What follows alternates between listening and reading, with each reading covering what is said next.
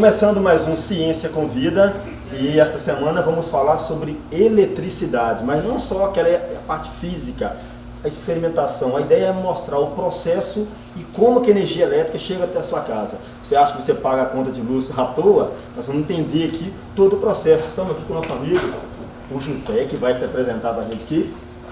Eu sou José Francisco e trabalho na empresa Empreender Eletricidade, que é uma empresa que presta serviço para a CEMIG, Companhia Energética de Minas Gerais. Então, antes de começar, eu queria falar uma coisa interessante. Ele é aluno egresso lá da Docto, nós temos também lá aluno egresso, mostra ali, ó, ali, aluno egresso, olha um rapaz escondido lá também, ó, aluno egresso lá fora também, olha lá, olha, outro aluno egresso, dá um zoom, olha ver que chega sorrindo. Bom, porque o bacana de mostrar, sabe o que eu falei no egresso, foi um monte, de mostrar também é como que essa empresa ela absorve essa mão de obra, não é, do curso de engenharia elétrica, que é uma coisa interessante. Sim, tanto para a empresa quanto para os alunos, é muito interessante essa questão do estágio. Todos eles estagiaram aqui, alguns estão trabalhando. Eu mesmo fiz o curso de engenharia elétrica lá na DOCA e comecei a estagiar aqui, já tem uns 6 anos que eu estou aqui já trabalhando, então eu estagiei 3 meses e continuei. O estágio é uma ótima oportunidade para o aluno ingressar no mercado de trabalho, né? E como o estágio é obrigatório também, o aluno tem que estagiar obrigatoriamente para ele formar, então acaba unindo o útil ao agradável, né? A pessoa estagia e acaba arrumando o serviço também, é bacana. Ok, nós estamos aqui na parte interna, mas acho que é legal a gente começar lá na parte externa, a gente falar o que é energia elétrica. Aí você pode mostrar as lâmpadas lá, o poste lá, então? Perfeito. Isso aqui é uma colinha, tá igual o Faustão, né? Anotando. Bom, quando fala energia elétrica, o que o pessoal pode entender como energia elétrica? Realmente só mostra assim. Ô, Reginaldo, a energia elétrica ela é um fenômeno natural e a gente utiliza ela para transformar. A gente pega a energia elétrica e transforma em muitas coisas, movimento, luz e entre outras coisas aí no nosso meio, né? Então sem eletricidade a gente não tem esse mundo tecnológico que a gente tem hoje. A eletricidade ela move tudo. Inclusive os carros a combustão já estão com um tempo contado, né? Vai ser tudo carro elétrico daqui a um tempo. E o processo dessa eletrificação que chama, que é a geração, transmissão e distribuição de energia, ele é um pouco complexo. Então a nossa empresa aqui, Empreender, ela faz a parte de distribuição. Ela dá a manutenção e construção da parte de distribuição. Então as próprias concessionárias elas ficam divididas. Se você pegar, por exemplo, a CEMIG, ela fica dividida em CEMIG G, que é a CEMIG de geração, CEMIG T, que é a CEMIG de transmissão, e a CEMIG D, que é a CEMIG de distribuição. Então são várias empresas, sim, tem um processo. Várias empresas. E aí tem uma CEMIG que é que controla as outras 3, que é a CEMIG Road, que controla as outras 3 empresas, entendeu? Então o processo fica dividido até para facilitar a gestão desse processo todo aqui. Ok, legal, mas então você está mostrando aqui, vocês são responsáveis pela parte de manutenção desse sistema, é isso? Dá um zoom aí, galera, só para ver na rede elétrica. A energia elétrica ela vem então na parte de transmissão e chega até a subestação, que fica aqui no bairro Zacarias. Então ali do bairro Zacarias para dentro da cidade é a parte de distribuição. A gente conhece como média tensão. Ela pega uma tensão que está elevada, a subestação abaixa essa tensão, e aí a gente passa uma parte de distribuição, que é o dito 13,8 kV, né? E aí a partir daí sai para a cidade, as zonas rurais, e já é uma parte bem extensa para a distribuição, tem uma extensão de rede muito grande, e é uma parte complexa do sistema, é a parte mais complexa, porque é a parte que lida com o cliente, diretamente com o cliente. Sim. Então, se você pega a parte de geração, ela é uma parte isolada. A usina fica lá gerando, poucas pessoas têm acesso àquilo, só as pessoas que trabalham mesmo. E se você pega a parte de transmissão, do mesmo jeito, você tem uma linha de transmissão e quase ninguém vai ter contato com aquela linha. Já a parte de distribuição já é a parte mais complexa, porque é onde chega a energia na casa do cliente. Então é onde vai ter a falta de energia, vai ter as emergências, que são os cabos partidos, a árvore caiu em cima da rede, o carro bateu no poste, quebrou o poste. Você falou de falta de energia, aí vem uma coisa interessante, o pessoal sempre observa. Às vezes a energia de ir embora ela vai uma vez, 2 vezes, 3 vezes. O que é isso, pessoal? Fica doido querendo entender o que isso. Na zona rural, a gente está na zona rural, o pessoal fala assim, ó, a CEMIG está avisando que vai faltar energia, corre e pega as lâmpadas, as velas, né?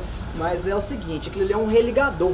O religador ele faz esse papel mesmo de quando tem um curto-circuito que falta energia, ele vai religando a rede. Porque esse curto ele pode ser o quê? Ele pode ser um pássaro que caiu na rede, fechou o curto. E aí quando o religador religa, ele acaba rompendo, por exemplo, o pássaro está lá em cima da rede fechando o curto.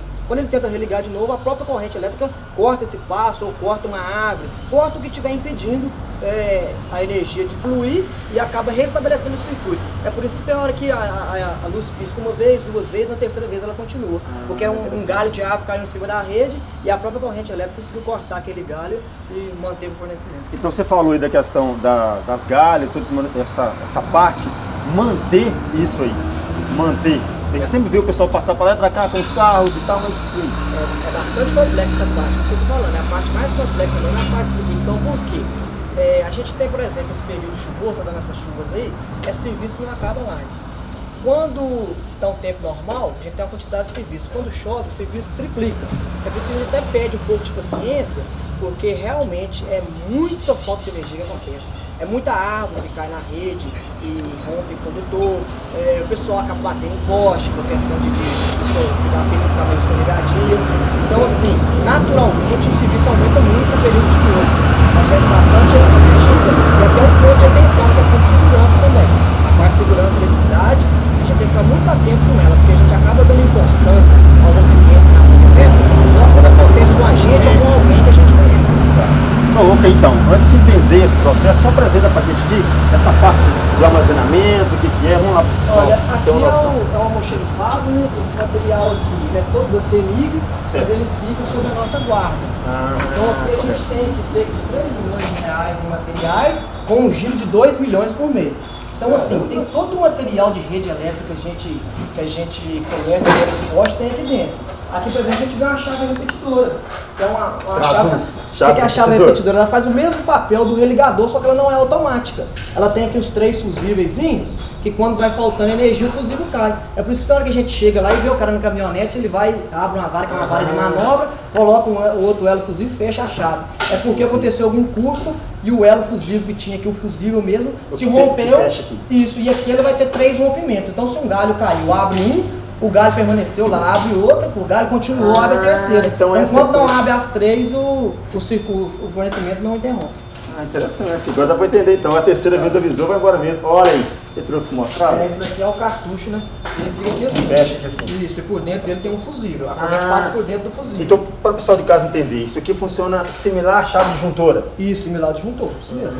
Só que é um disjuntor de média tensão. Ele rompe e tem que trocar. Aí quando o fusível rompe, essa bananinha que cai, aí o pessoal da manutenção, a gente tem que ir lá, coloca outro fusível e lá de baixo fechar a chave. Fechar em cima. Bacana, continuando os cabos, o pessoal já conhece? Os meninos aí de papagaio, né, que é uma coisa perigosíssima. Tudo isso aqui é material, né? Por exemplo, aqui a gente tem para-raio. Isso aqui é muito importante na rede. Legal de mostrar. Porque ele evita muito também a questão de danificar os equipamentos na rede elétrica. Então isso é um para-raio lá na rede? É um para-raio. A galera acha que tá para só fechar o cabo. Ele é um para-raio tipo Franklin. Porque a energia passa por ele e ele escoa ela até o solo. Tá, então o pessoal entender. Esse tipo Franklin é aquele de ponta, por exemplo? Isso, é um para-raio tipo de ponta. Você vê em cima de um prédio, uma haste em cima do prédio, aquele é o para-raio tipo Franklin.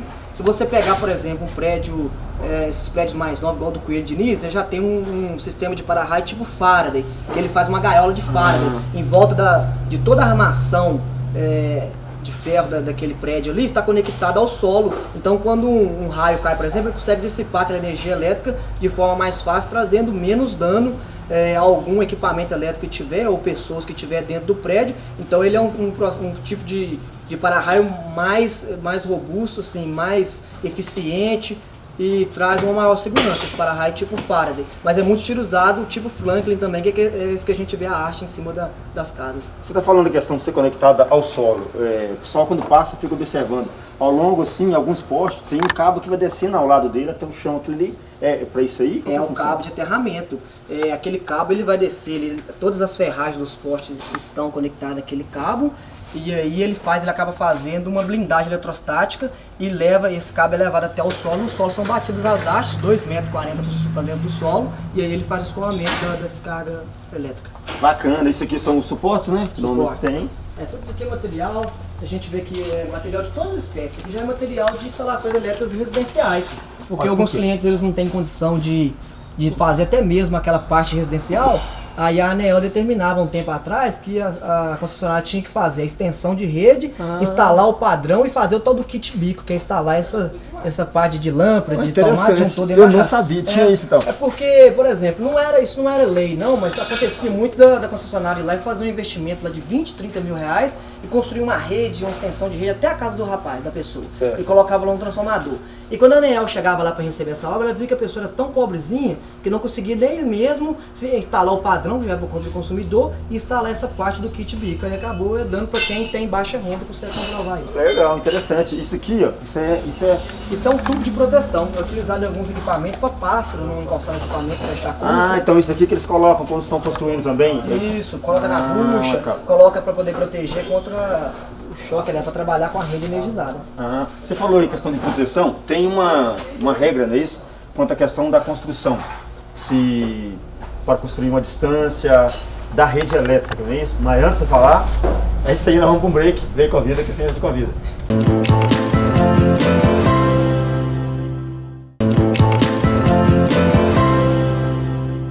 Vem pra vida que a ciência te convida. Ele deu até arrumadinho no cabelo assim, cara. Muito bem, é isso aí. Voltando aqui então, você está falando aqui sobre a segurança, a distância da rede elétrica para ser construída. Sim, tem alguns casos aí que acontece que o cliente acaba construindo por baixo da rede, ou a rede acaba passando por cima de uma casa, e então é criada uma situação de risco. Onde isso acontece? Por exemplo, se você pegar uma rede de distribuição rural, você tem a faixa de servidão. O que é essa faixa de servidão? É 7,5 metros para um lado da rede, 7,5 metros para o outro da rede, somando 15 metros. Esses 15 metros que vai cortar a rede ali transversalmente, você não pode construir nada por baixo daquilo ali. Só que aí você pega, por exemplo, na periferia, o pessoal vai construindo e acaba chegando por baixo da rede. E aí tem as situações.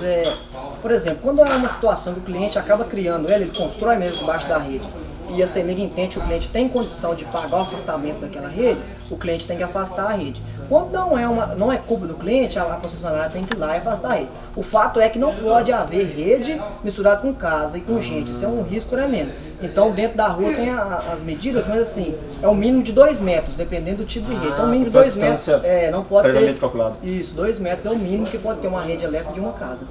Ok, bacana. Essas partes que nós estamos mostrando são conectores, todos os conectores utilizados na parte de distribuição. Conectores. Então vamos aqui. Nós estamos fazendo um tour, né?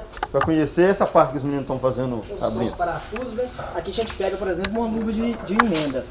Quando um cabo rompe, a gente tem que emendar esse cabo. Então você coloca parte do cabo de um lado, parte do cabo do outro e prensa. Quer dizer, então isso fica por dentro do cabo? Fica por dentro do cabo. E aqui é a chamada alma de aço. O pessoal pergunta, o que é cabo com alma e cabo sem alma? Aí tá vendo? Nessa hora não. A alma é um condutor de aço. Ele é de aço mesmo, ele não é de alumínio não, porque o cabo é de alumínio com uma alma de aço. E essa alma de aço ela é para dar resistência mecânica pro cabo. Ah, entendi. Aí coloca por dentro isso aqui, a alma de aço fica segurando, e aqui segura o cabo que é de alumínio. Legal, bacana. Continuando então aqui as partes, tudo aqui é a parte de manutenção, numeração que só utiliza. São conectores. Aqui é a parte do material miscelâneo que é chamado, que são os materiais miúdos. E aí a gente tem o depósito de poste, que fica lá embaixo no triço, onde fica guardado os postes, lá tem bastante poste. Aí como o poste dá um volume muito grande, a gente acaba levando para lá. E ali fora ali a gente tem transformadores, tem isso outros aqui, equipamentos. por que esse aqui, os medidores? Isso aqui é a caixa de padrão, é da mesma condição que eu falei. O cliente que não tem condição de comprar um padrão, ele acaba, se ele enquadrar na lei, ele acaba ganhando, então o padrão também. Interessante, vai falando isso aí, vai aparecer um monte aqui de sujeito tentando enquadrar na lei, você vai ver. Opa! Também isso tudo são a parte de conectores? Sim, parte de... Ok, então isso aqui é a parte interna, é o material que você utiliza. Tem alguma outra parte? Lá são os eletrodutos, não é isso? Isso, essa aqui é a parte de construção de obras. Então o cliente pediu um atendimento, porque todo mundo tem direito à energia elétrica, né? Isso é lei pela Constituição. E aí o cliente ele pede esse fornecimento de energia, tem muitos lugares que não tem rede elétrica, a gente acaba tendo que construir a rede. Então esse setor aqui, essa parte que eu xerifado aqui, é a parte de construção. Aí tem os prazos que a CEMIG tem que atender a pessoa, mas ele vai variando aí de 60 a 120 dias a partir do momento que a pessoa faz um pedido de energia elétrica, tem que ser colocado. Então a pessoa vai até a CEMIG, ele tem que fazer um projeto, ele busca um eletricista, um engenheiro? Isso, o ideal é que procure alguém da área, um eletricista, um engenheiro, eletricista, para facilitar a questão ali, que tem que preencher os documentos, os formulários e dar entrada na CEMIG, na concessionária, qualquer concessionária que for, porque o processo é o mesmo, a ANEEL determina o processo, não é a concessionária.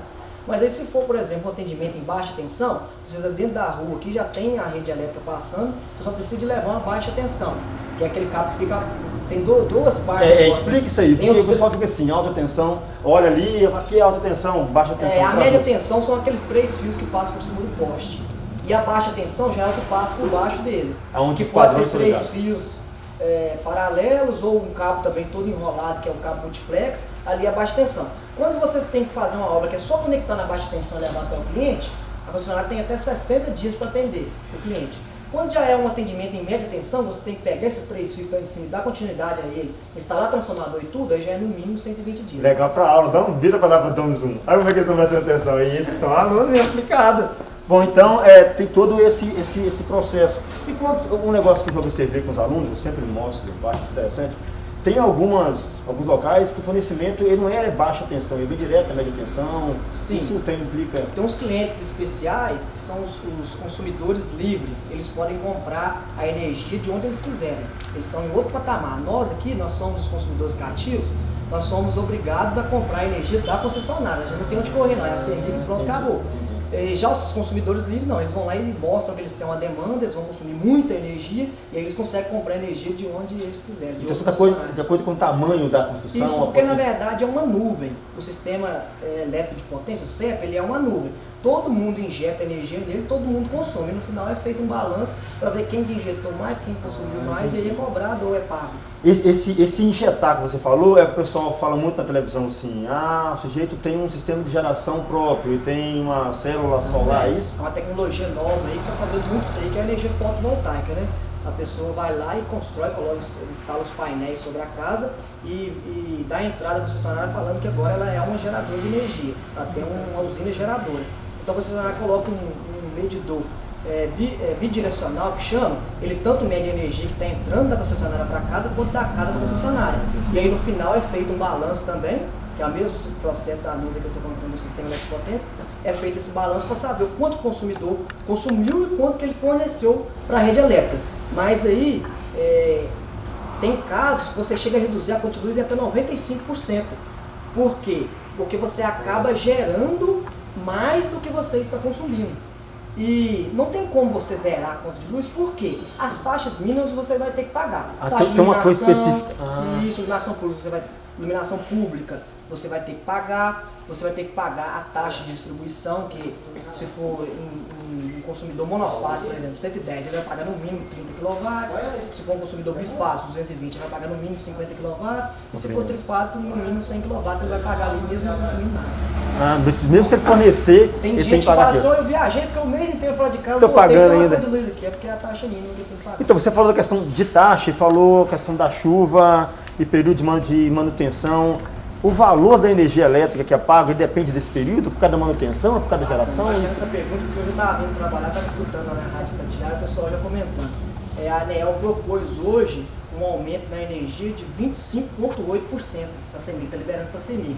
Então, assim, as contas de luz nossas, se tudo der certo, é igual a CEMIG, que aí a ANEEL está dando parecer positivo, nossa conta deve aumentar um quarto mínimo aí. Conta de luz nossa aqui. Você vai sorrir? Mineiros, Entendi. E assim, o pessoal acaba ficando, a população acaba ficando bem sem pensar por que isso acontece, no sentido de que a justificativa era que não estava chovendo e por isso colocaria as bandeiras, a bandeira vermelha, a bandeira e tal, porque não estava chovendo, não tinha água, tinha que aumentar o valor da energia. E está chovendo muito, tem muita água e ainda assim está aumentando.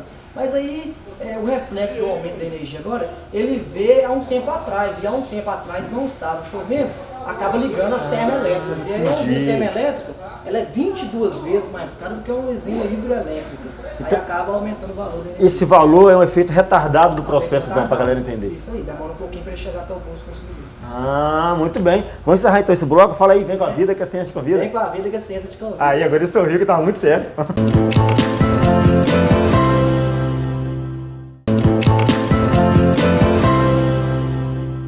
De volta, Ciência Convida, mostrando aqui a infraestrutura por trás da parte de manutenção, fornecimento de energia elétrica. Vem cá para ver, ele já está mostrando aqui a parte mais bruta, é isso? Isso aqui já é uma outra parte do depósito que a gente guarda cabos e transformadores.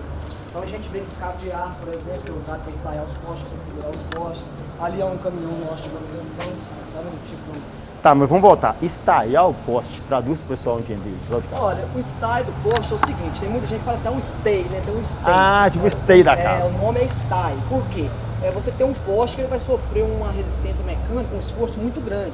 Então, para ele não tombar para o lado que está o esforço, para o lado que está a força está puxando ele, o cabo ali, você sim. coloca um cabo com a força contrária e finca uma haste no chão e ele acaba segurando ali. Falou uma coisa interessante. Quando eu era criança, eles falavam assim, não encoste nesse fio que está no chão, porque ele é perigoso. Tem um perigo nisso aí? Tem porque, igual eu comentei, toda a parte metálica que está no poste, na estrutura ali, ele é aterrada. Ele vai naquele condutor que vai para o solo. Então, se você estiver encostado e der a falta de sorte de cair um raio, lembrando que o Brasil é o país onde tem maior número de carga atmosférica no mundo. Se cair um raio ali, você vai sofrer ali um acidente. Interessante. Então, aqui os cabos que você está mostrando, transformadores. Isso, aqui a gente tem um religador, que eu estava falando do religador mais cedo. Isso aqui é um exemplo de religador monofásico. Quando falta energia, então, ele está conectado à rede, ele vai tentar religar a rede de 3 a 7 vezes. E se for um cabo, por exemplo, que está ali... lá, dá um zoom, o pessoal está correndo, né? Lá, dá uma olhadinha. Lá. Aí, dá um joinha aí. Aí, bacana. Então é o seguinte, isso aqui, monofásico. O pessoal de casa entender monofásico, porque sempre que tem 2 fios... Isso, é o monofásico e o trifásico que a gente conhece, né? Que é a parte de distribuição. Então, o monofásico vai ter um fio só, na média tensão, e um fio embaixo, que é o neutro. Então, vão ser 2 fios, mas um fase e um neutro. Quando você fala em sistema trifásico de distribuição, você tem 3 fios em cima, que é fase A, B e C, e você tem um fio embaixo, que é o neutro. Então, se for monofásico, um fio na fase. Se for trifásico, 3 fios nas fases. O pessoal fica assim, que normalmente 110 não tem perigo, no mato, 220 que é perigoso. Então, do mesmo jeito. É porque, por exemplo, tem gente que acha que só na média tensão, na alta tensão, vai ter risco. Mas se você for analisar, a corrente na alta tensão ela é mais baixa, a corrente é menor do que na baixa tensão. Porque corrente e tensão é inversamente proporcional. Então, se você tem tensão muito alta, você tem corrente baixa. Se você tem baixa tensão, você tem corrente alta. Entendi. Então, é o inverso. E a corrente é o que mata. Então, o pessoal acha aí que, não é baixa tensão, não mata não. É até mais perigoso em certas circunstâncias do que a alta tensão. Então, mas o transformador, quando que ele explode? Pessoal, tem gente que adora ver isso, né? Os transformadores estão ali, os transformadores trifásicos. O transformador ele explode quando? Ele tem uma sobrecarga. O transformador ele é projetado, você vai aumentar uma carga específica e você vai colocar muito mais carga, você vai exigir muito mais daquele aguento. Certo. Então ele vai chegar numa potência nominal, vai ultrapassar essa potência nominal que é o que ele foi construído, e ele não vai aguentar aqui, vai começar a vazar óleo e vai dar aquela explosão. Ou pode ser um fechamento curto também. Você tem aqui as 3 fases, fase A, B e C. Se você estiver lá em regime, o transformador está ligado, você conectar essas 2 fases, ele vai explodir, porque a tensão nesse caso é muito alta. Entendi. Aí por isso que dá a explosão.